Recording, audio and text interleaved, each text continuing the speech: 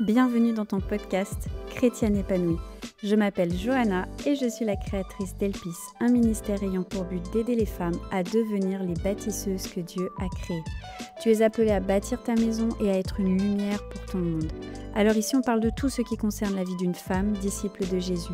Parce que notre foi ne se range pas dans une boîte, on va grandir ensemble et impacter le monde autour de nous en toute simplicité. Elpis, connecté pour impacter. Bonjour et bienvenue dans ce nouvel épisode du podcast d'Elpis, Chrétienne épanouie. Alors aujourd'hui, j'ai envie d'aborder avec toi un sujet qui peut être un peu surprenant, mais qui me semble être hyper important. On va parler de la prière et de la sexualité dans le couple. Et si on va parler de la prière et de la sexualité dans le couple, c'est parce que ce sont deux formes d'intimité. Deux formes d'intimité où on peut avoir des barrières à cause de l'éducation, à cause d'une forme de gêne, de honte, enfin voilà, et deux formes d'intimité dans lesquelles il peut être difficile d'aller.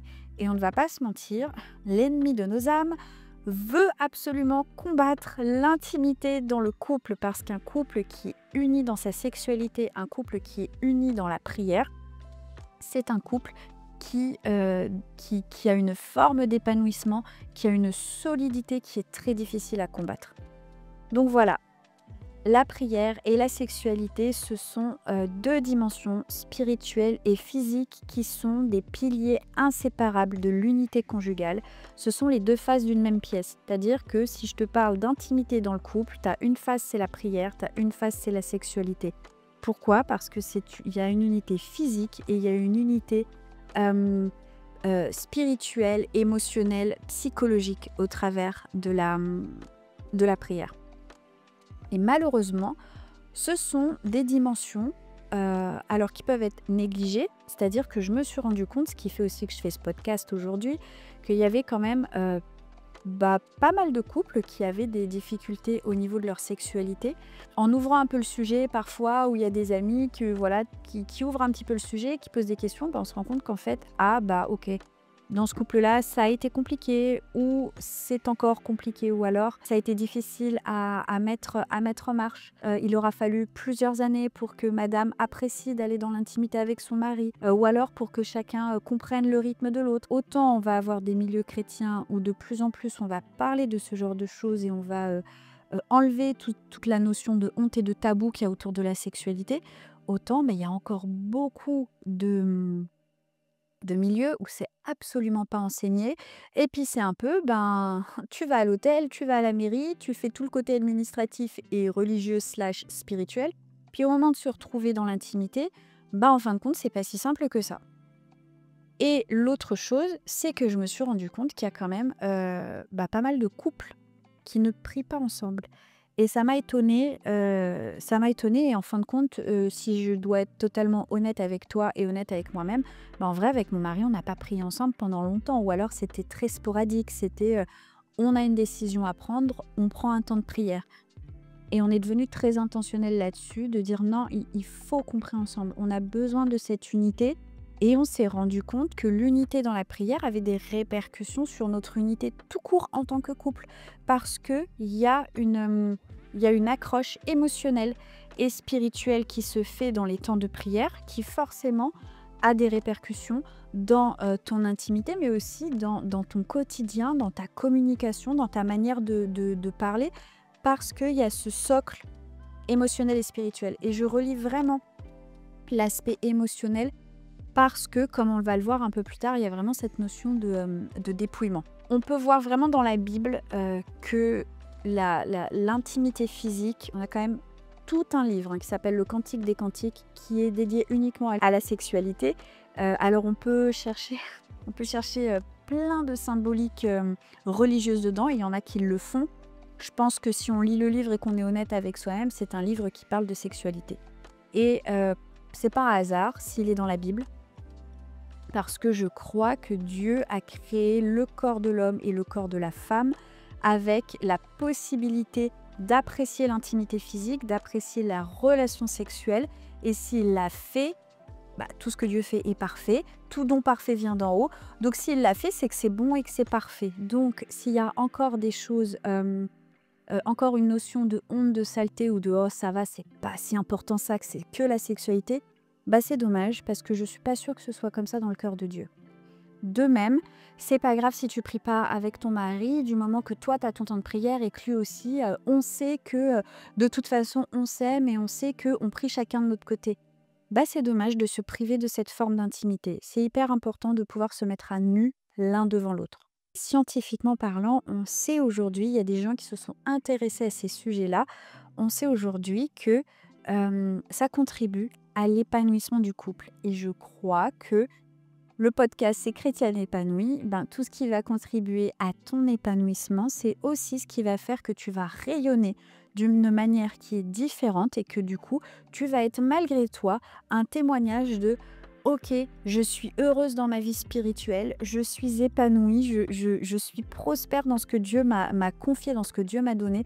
Et c'est ce qui va faire que tu vas dégager quelque chose de différent dans ce monde où les gens sont tellement tristes et où les gens sont tellement en recherche justement d'un épanouissement qui est authentique et d'une paix qui est authentique. Si tu es marié avec un homme qui n'est pas chrétien, j'ai quand même un mot pour toi à la fin, donc s'il te plaît, reste jusqu'au bout, parce que tu es quand même concerné par ce podcast, même si tu ne pries pas avec ton mari.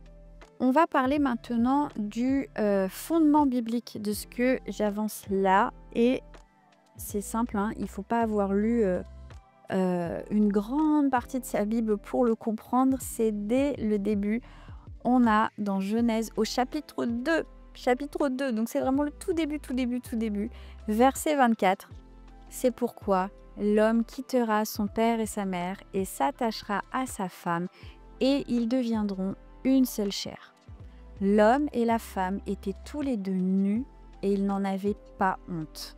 Alors évidemment qu'on cite ces versets tellement souvent qu'on a tendance à oublier, mais de quoi il parle ? Il parle de sexualité et d'intimité. On ne devient pas une seule chair parce qu'on signe un papier à l'hôtel. On devient une seule chair parce qu'on a un rapport sexuel. Et ici, s'attacher, ça vient bien de l'hébreu dabak. Et alors dabak, c'est clair, c'est accrocher, coller, adhérer, suivre étroitement, se joindre, saisir. Je pense qu'on est quand même sur des termes qui sont forts. On est sur des termes qui parlent vraiment de cette unité. Et pareil, ils ne deviendront qu'une seule chair. Chair, c'est bassar, c'est le corps, qu'il soit humain ou animal. Donc on ne parle pas d'esprit là, on parle vraiment de devenir un seul corps. Donc pour devenir un seul corps, c'est vraiment cette notion d'intimité sexuelle ensemble. Et ensuite, ce qui est très intéressant, et c'est pour ça que je ne me suis pas arrêtée au mot chair, mais que je suis allée au bout du verset, l'homme et sa femme étaient tous les deux nus et ils n'en avaient pas honte. Et là, le mot nu, il nous parle d'être dépouillé. Il y a bien sûr la notion de nudité, donc d'être tout nu, mais j'ai aimé cette notion de dépouillement et l'idée de la honte. Ils n'en avaient pas honte. Ils étaient dépouillés l'un envers l'autre et ils n'avaient pas honte d'être dépouillés l'un devant l'autre. Et pour moi, là ici, on a vraiment cette notion d'intimité émotionnelle, spirituelle et psychologique. Je suis dépouillée, je suis à nu devant toi. Tu vois tout de moi, ce qui est beau, ce qui est pas beau. Tu connais tout de qui je suis, dans ce qu'il y a de plus beau et dans ce qu'il y a de moins beau. Et j'en ai pas honte. Et je suis pas sûre que ce soit le cas dans tous les couples. Et c'est pour ça que c'est important de revenir vraiment à ces deux notions d'intimité parce qu'elles sont absolument primordiales.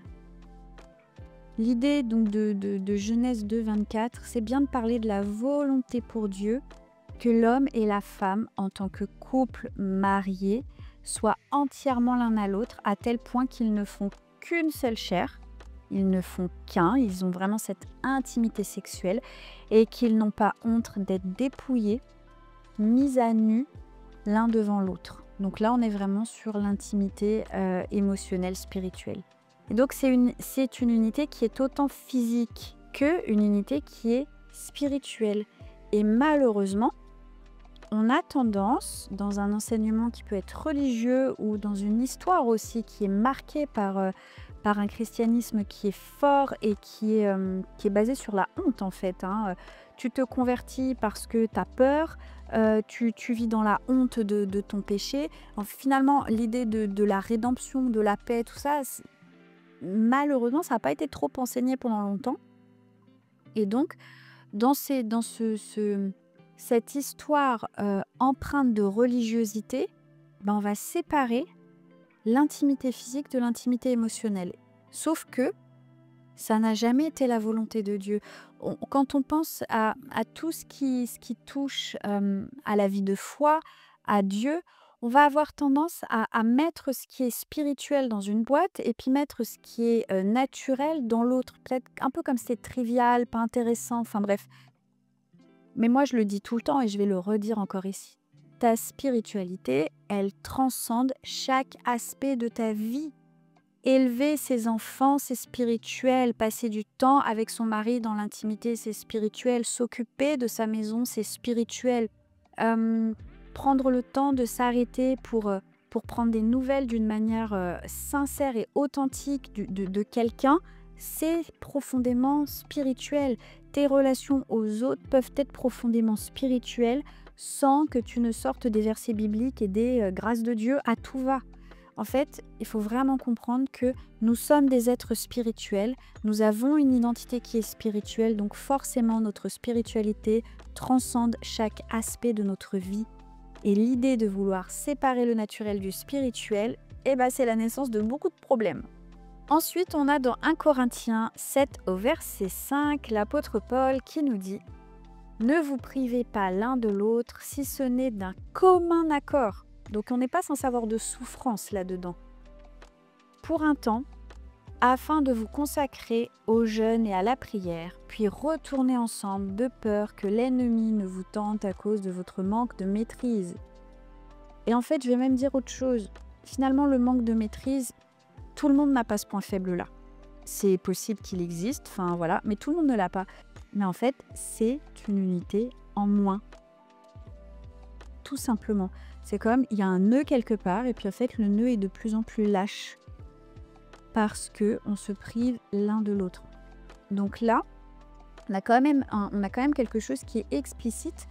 On a un Paul qui nous dit, priez ensemble, mais ne négligez pas votre intimité.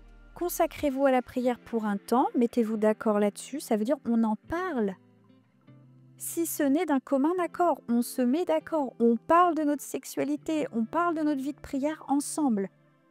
Mais ne négligez pas votre intimité parce que les deux sont des dons de Dieu et en fait ces deux piliers protègent et fortifient le couple. On est unis physiquement, ça veut dire qu'on est moins sujet à la tentation, on est moins sujet à regarder les personnes autour de nous, on est moins sujet aussi à céder quand il y a quelqu'un qui va nous faire les yeux doux ou même à être moins réceptif, au-delà de céder, réceptif. Et on est unis psychologiquement, émotionnellement et spirituellement parce qu'on prie ensemble. On n'a pas peur d'aller dans cette intimité-là tous les deux, de se mettre à nu spirituellement l'un devant l'autre.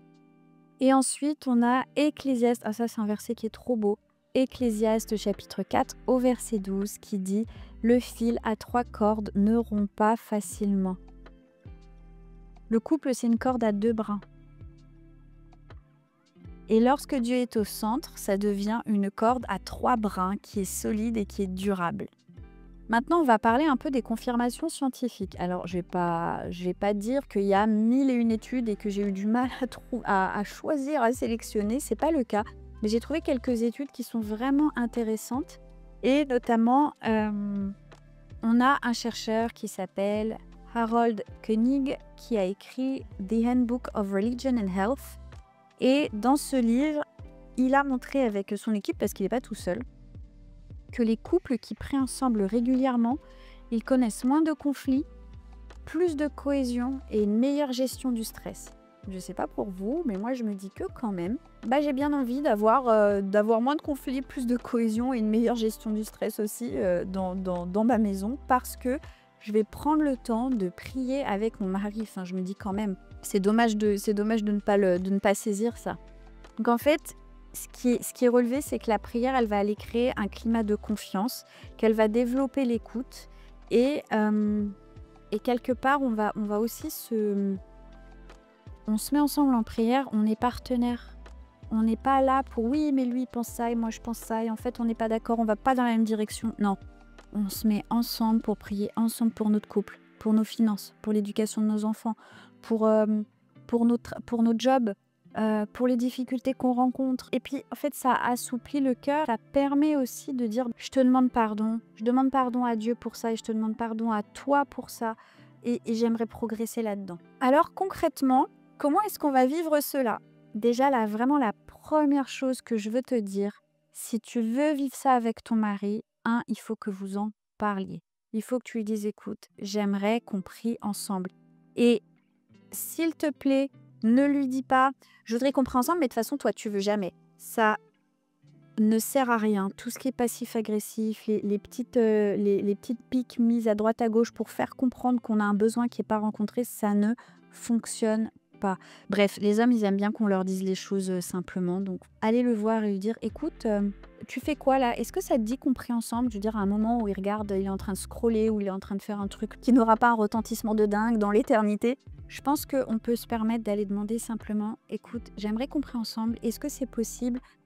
J'aimerais qu'on vive ça un peu plus. Et s'il te plaît, l'homme et la femme sont très différents par rapport à la prière. Alors là, je fais une énorme généralité. Peut-être que tu ne retrouves pas ton mari là-dedans, mais je te le dis quand même. Les hommes vont prier d'une manière plus sobre, moins bavard. Point barre. Les hommes, ils sont généralement, c'est pas toujours le cas, généralement moins bavards. La femme aura tendance à prier un peu plus. Si ton mari et toi, vous n'avez pas l'habitude de prier ensemble, s'il te plaît, ne pars pas en intercession prophétique le jour où il te dit « Ok, on y va, on prie ensemble ». S'il te plaît, chaque chose en son temps. Et puis peut-être que ton mari n'a pas cette fibre-là. Ça ne veut pas dire que c'est un mauvais chrétien. Ça veut juste dire qu'il n'a pas cette fibre-là. Donc, prier ensemble, oui, mais lui va grandir pour épouser un peu plus ta forme, mais toi aussi, fais ce pas vers lui de peut-être un peu diminuer, tu vois. On prie ensemble une première fois, franchement, si on prend 5 minutes de prière, c'est déjà pas mal. On n'a pas l'habitude de le faire régulièrement, on prend 5 minutes. C'est vrai que ça, c'est pareil, malheureusement, c'est très féminin. C'est comme, ça y est, j'ai enfin l'occasion. Et en fait, d'un coup, la personne, tu sais plus si elle prie ou si elle s'écoute prier. Vraiment faire preuve de sagesse et de pondération là-dessus. C'est ni ton premier ni ton dernier temps de prière. Et si tu as vraiment besoin de prier à ce point-là, il faut aussi que toi, tu cultives tes temps de prière de ton côté. Là, dans un moment avec ton mari, sois intentionnel dans le fait de bâtir. Donc, quand on bâtit, on y va petit à petit et ça grandit au fur et à mesure. Donc, on va aller parler ensemble. Je veux parler, je voudrais, s'il te plaît, qu'on instaure un temps de prière. L'autre chose, c'est clair et net, à partir du moment où tu vas vouloir instaurer des temps de prière, il va y avoir des conflits. Pas parce que ton mari ne veut pas prier avec toi, mais parce que l'ennemi de nos âmes ne veut pas que l'on prie ensemble. Parce que si on prie ensemble, on va commencer à être unis psychologiquement, spirituellement, émotionnellement. On va grandir dans l'intimité. On va approfondir notre intimité. L'ennemi de nos âmes ne veut pas que l'on prie ensemble. Un couple qui prie ensemble, qui se met ensemble à l'écoute du Saint-Esprit, l'ennemi de nos âmes ne veut pas que l'on vive ça. Parce que ça rend fort. Ça rend fort. Et qu'il y a du fruit qui va ressortir. Donc,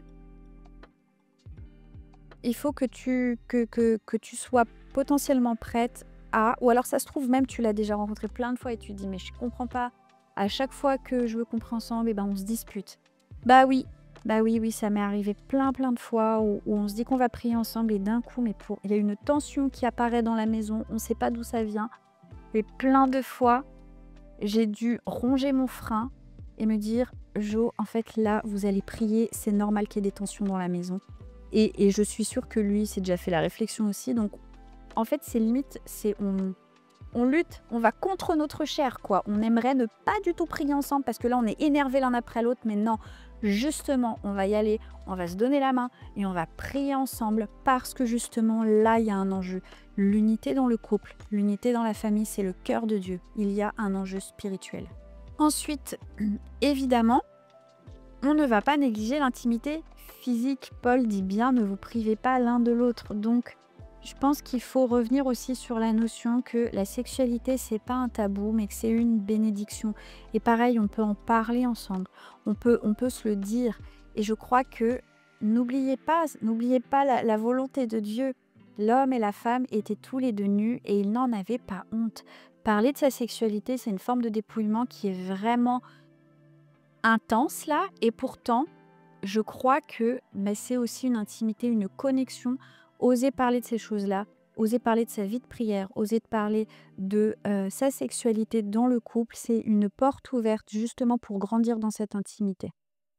On n'oublie pas qu'il peut y avoir une gêne parce qu'en fait, ça se construit. Évidemment, ça se construit. Donc, des fois, on va pour prier ensemble, puis on est un peu tout gêné. Et je sais qu'en tout cas, nous, c'est quelque chose qu'on a vécu avec mon mari, d'être un peu genre tout gêné l'un envers l'autre, de OK, on va prier ensemble. Bah oui, et en fait, aujourd'hui, il n'y en a plus. Parce qu'on prie ensemble régulièrement, donc on n'est plus gênés l'un devant l'autre par rapport à la prière. Et dans l'intimité sexuelle, c'est la même chose, ça se construit. Et peut-être que là, tu es jeune marié, que tu écoutes et que tu te dis, bah en fait, nous, c'est compliqué de ce côté-là, ça se construit. Et ça, c'est quelque chose qu'on ne dit pas assez. L'intimité sexuelle, c'est une connaissance de l'autre. Donc forcément, on apprend à se connaître. Donc, on grandit dans la connaissance de l'un et de l'autre. Et l'intimité sexuelle grandit, l'épanouissement sexuel grandit. Et donc, pour celles dont le mari n'est pas converti, alors j'ai vraiment pensé à vous, j'ai pensé à toi, parce que je me suis dit, est-ce qu'il n'y a que la prière pour avoir une connexion spirituelle, une connexion psychologique, émotionnelle? Non. Donc je t'encourage quand même à prier pour votre intimité, physique et psychologique. Et en fait, je t'encouragerais même peut-être pour un temps, arrête de prier, de supplier Dieu pour la conversion de ton mari. Demande-lui, Seigneur, comment je peux faire pour être plus proche de son cœur? S'il te plaît, aide-moi, fraye un chemin, aide-nous à ce qu'on soit plus connectés émotionnellement, psychologiquement tous les deux. Pourquoi? Parce que plus tu vas être proche du cœur de ton mari, et plus tu vas pouvoir lui témoigner qui est Christ. Et quand je dis témoigner qui est Christ, je ne dis pas de lui envoyer des messages WhatsApp avec des versets bibliques. La pitié, il faut absolument arrêter de faire ça. Il faut arrêter le patois de Canaan. Toutes ces choses, trop souvent, en fait, ça tape sur le système des gens. Vraiment, parlons-en. Ça tape sur le système des gens qui ne sont pas convertis. Par contre, si ta foi, elle est sincère et que tu la vis d'une manière authentique, tu n'as rien besoin de dire, ça va transpirer de toi. Et ça, les gens, ça les énerve pas. Ça les intrigue. Ça les attire. Et même un monsieur qui montre pas, en fait, dans sa tête, il se dit, tiens, il y a un truc. Donc, prie, demande à Dieu, comment est-ce que je peux faire pour être plus proche du cœur de mon mari? Par exemple, quelles sont les activités que vous pouvez faire ensemble pour avoir des vrais temps de qualité qui vont ouvrir sur des conversations et des échanges qui sont profonds? Et je comprends très bien que tu aies besoin et que tu aies envie de partager ta foi avec ton mari, c'est normal.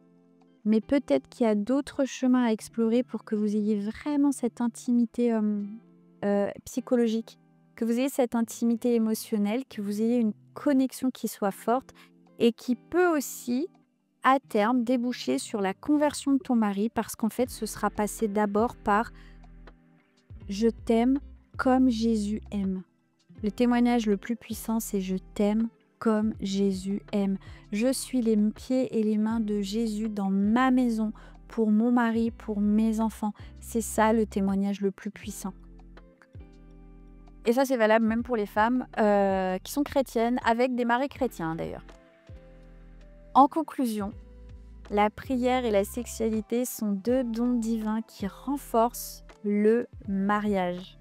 Et négliger l'un ou l'autre, c'est négliger tout un pan de son union. C'est négliger aussi une partie de la grâce de Dieu, en fait. C'est se priver d'une grâce, d'une portion de grâce supplémentaire pour notre couple que Dieu veut nous accorder.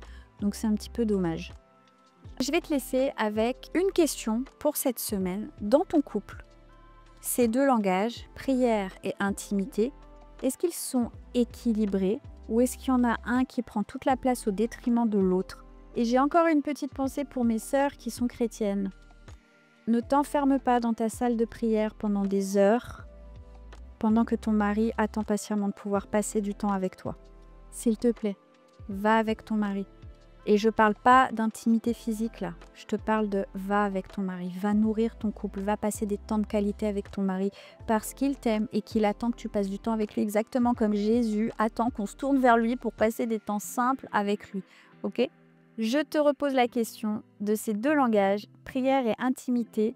Est-ce qu'ils sont équilibrés? Est-ce qu'il y en a un qui prend toute la place au détriment de l'autre? Ou au contraire, est-ce que les deux là, ils sont un peu cata? Et ma foi, c'est pas grave. Parce qu'à partir du moment où on prend conscience des choses, on peut bâtir et on peut rectifier le tir. Je te remercie d'avoir écouté cet épisode et on se retrouve dans 15 jours pour parler de la sensibilité et de la susceptibilité. Si ce message t'a parlé, tu peux le partager. S'il te plaît, like cet épisode, c'est hyper important pour moi pour que je remonte dans les classements Spotify, Apple Podcast et tout et tout. Je te dis à dans 15 jours et je te souhaite une magnifique semaine. Bye!